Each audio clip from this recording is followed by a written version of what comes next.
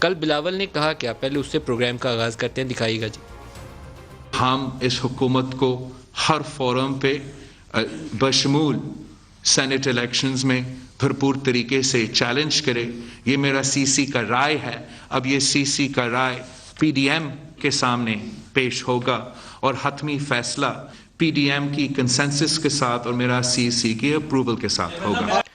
یہ وہ پنجابی میں کہتے ہیں کہ کھبی دکھا کے سجی مار دینا، تو اس آس کے اوپر ساتھ لگائے رکھا ہے ان کو کہ ایک دن آئے گا تو ہم آپ کے ساتھ کھڑے ہو جائیں گے۔ وہ ساتھ نہیں کھڑے ہونا تھا۔ آصف زرداری گڑھی خدا بخش میں بڑے کھلے انداز میں کہہ چکے تھے کہ میری بات سنو، میرا طریقہ مانو۔ ان کے ساتھ سینٹ کے الیکشن میں بھی جاتے ہیں، باقی جو بھی الیکشن آئیں گے اس میں بھی حصہ لیتے ہیں۔ تو اخیر میں طریقہ کار وہی رائج ہوا۔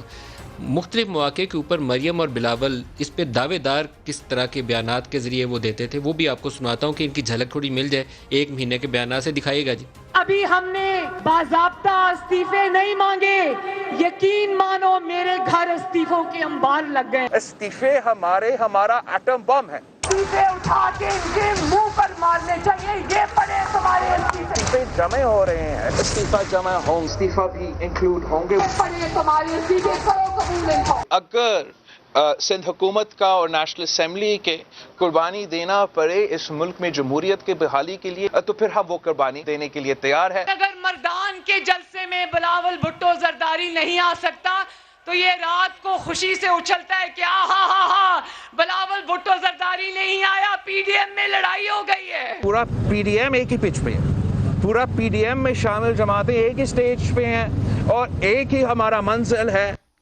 اگر یہ اسی طریقے سے جیسے پھوٹ پڑی نظر آتی ہے، آگے چلا کام اور ان کی کوئی سلجھاؤ والا راستہ انہیں نہ ملا تو بہت بڑی سیاسی مار پٹے گی اور اس کی قیمت چکانی پڑے گی پی ایم ایل این کو۔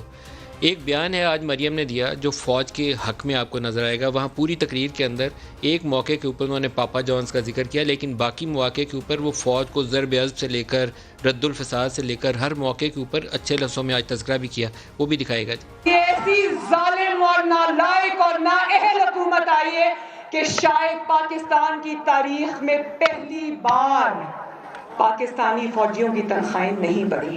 نواز شریف کی قیادت میں پوری پاکستان کی قوم فوج کے پیچھے کھڑی ہوئی نظر آئی۔ یہ ہوتی ہے فوج کی عزت۔ فوج کے خلاف ہم نہیں بولتے، فوج ہمارا ادارہ ہے۔